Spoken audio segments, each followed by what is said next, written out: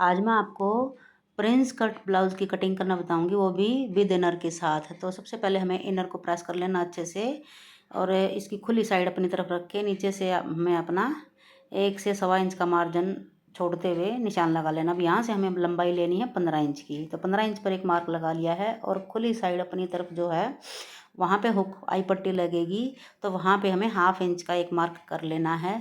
वहीं से हमें अपने तीरे को तीरा लेना है। तो इसमें हमें जितना आपको आपका कपड़ा फैब्रिक है उतना ही आपको इनर का कपड़ा भी लेना है,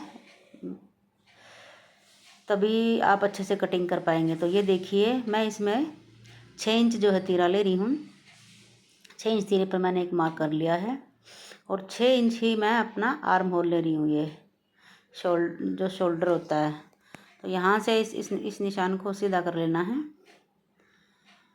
अब हमें अपनी चेस्ट का निशान लगाना है। तो ये 42 साइज ब्लाउज़ चेस्ट का नाप का ब्लाउज़ है, तो 42 का हाफ होता है 21 और 21 का हाफ होगा 10.5। 10.5 पर एक मार्क लगाकर फिर 2 इंच एक्स्ट्रा मैंने लूजिंग के लिए छोड़ा है। तो ये हमारा निशान जो है लग चुका है। अब मैं लगाऊंगी प्लेट का निशान। तो ये देखिए 10.5 इंच पर हमारी जो प्लेट का निशान आएगा। कंधे पर हमें 1/2 इंच का डाउन देना है। अब जो मार्क हमने लगाया है नीचे भी सेम 3.5 की चौड़ाई पर, हमें 3.5 इंच की चौड़ाई पर हमें ये निशान लगाना है। जो हमारी प्लेट जो जहाँ से शुरू होती है और उसको सीधा कर लेना है। अब प्लेट से बाहर की साइड हमें 1.5 से 2 पौने 2 के करीब हमें निशान लगा लेना है और ये 2 इंच तक ही सीधी रखनी है। इस मार्क को 2 इंच तक सीधा रखना है और नीचे से 1/2 इंच बढ़ाते हुए लेना है। और फिर जितना मार्क हमने चेस्ट पर लगाया था उतना अपना लगाकर 2 इंच हमें जो प्लेट हमारी हमने लगाई है उसका और 1.5 इंच हमें लूजिंग का यहाँ पे निशान लगा लेना। तो ये नीचे हमारी जो है 3 निशान आएंगे। अब आर्म होल शेपर की हेल्प से हम अपने आर्म होल को शेप देंगे। तो ये हमारा बार वाला बैक पल्ले का जो है आर्म होल की शेप है। इस शेपर से आर्म होल की शेप देना बहुत इजी हो गया है। आप भी इसको लेकर अपने सिलाई में अच्छी फिनिशिंग ला सकते हैं। और ये देखिए, अब ये जो है अंदर वाला मार्क भी मैंने लगा दिया है।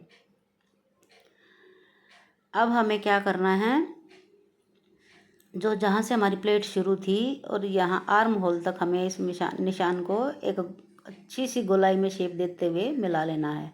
और अब नीचे जो है ये हमारी इस तरह से मैंने मिला दी है। इसको नीचे भी इस निशान को इस तरह से मिला देना है। देखिए निशान लग चुका है कि 1.5 इंच लूजिंग का और 2 इंच इस प्लेट के लिए। और यहाँ पे हमने 2 इंच अपना लूजिंग के लिए लिया है, क्योंकि 1/2 इंच वहाँ प्लेट में चला जाएगा तो 1.5 इंच लूजिंग का बहुत होता है। तो इन निशान को हम सीधा कर लेंगे और यहीं से अब कटिंग करते हुए हम चलेंगे। ध्यान रखना है हमें बाहर वाले निशान से कटिंग करनी है। अब हमने जो निशान मार्क किया है वहाँ से हम कटिंग करेंगे 1/2 इंच। अब जो है फ्रंट पार्ट की भी कटिंग कर दी। इसको आप चाहे अब आप शुरुआत में स्टार्टिंग में पहली बार अगर आप बना रहे हैं तो इसको बाद में कटिंग करें। ऐसा कैसा आप मेन फैब्रिक पे रखें और फिर कटिंग करें। तो ये देखिए, जो बीच का जो फैब्रिक हमने जो निशान लगाया था उसको हमने काट दिया है। अब इसी तरह से ये देखिए, इस तरह से आपको बिछाना है। बाद में आपको कटिंग करना है। जो निशान मैंने लगाए थे मैंने पहले ही कटिंग कर दिए हैं, तो मैं आपको रख के दिखा रही हूँ सेम ऐसे ही। तो ये जो है बैक पार्ट, अब यहाँ पे करेंगे बैक पार्ट। बैक पार्ट का जो है निशान हमने लगा लिया है। बैक पार्ट में कुछ नहीं करना। हमने जो एक्स्ट्रा हमने लिया था बैक पार्ट में वो एक्स्ट्रा नहीं लेना है। देखिए निशान से हमें बिल्कुल फिनिशिंग के साथ कटिंग करनी है। अब इसकी कटिंग हम मेन फैब्रिक पर करेंगे। कोई भी कटिंग इनर का कुछ भी आप कटिंग करते तो पहले आप लाइनिंग को कटिंग करेंगे, उसके बाद मेन फैब्रिक को कटिंग करेंगे। तो पहले हमें अच्छे से सेट कर लेना है।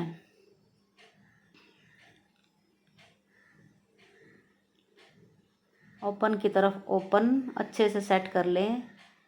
अब ये देखिए, क्योंकि मैंने पहले कटिंग कर दिया है ना, तो इसीलिए मैं सेटिंग करने में थोड़ा दिक्कत हुई है। इसीलिए आप मेन फैब्रिक के साथ ही सारे मार्क को कटिंग करेंगे। तो ये देखिए, ताकि कन्फ्यूज़न ना हो। ये देखिए, इस तरह से हमने अपने अलग अलग जो हिस्से हमारे उनको हमने फैब्रिक पर रख लिया है। ओपन साइड ओपन हिस्से को रखना है और बंद साइड बैक पल्ले को रखना है। ये हमारे सेट हो चुके हैं। इनमें हाफ इंच का मार्जिन, हाफ इंच का मार्जिन 2 पॉइंट तक सिलाई का रखते हुए, क्योंकि हमारा जो स्टिचिंग में भी जाएगा ये पार्ट, तो इसमें हमें एक्स्ट्रा थोड़ा सा एक्स्ट्रा लेना है। और ये देखिए, हमारा जो फ्रंट पार्ट मेन फैब्रिक के साथ कटिंग हो चुका है।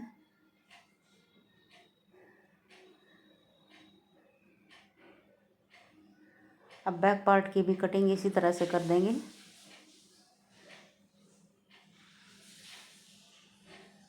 कई बार जो है फैब्रिक बहुत अच्छा खासा आता है साड़ियों में, कई बार जो बिल्कुल नाप का ही आता है कि हाफ स्लीव्स भी निकालनी मुश्किल हो जाती हैं।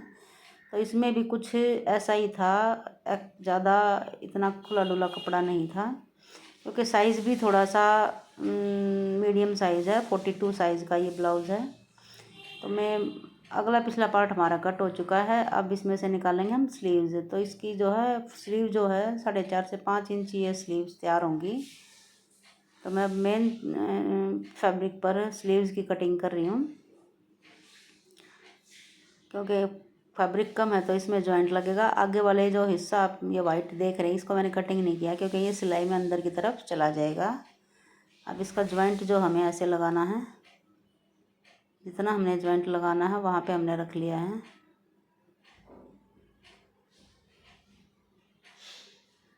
ये हमारा जॉइंट हो चुका है, बिल्कुल बराबर करते हुए।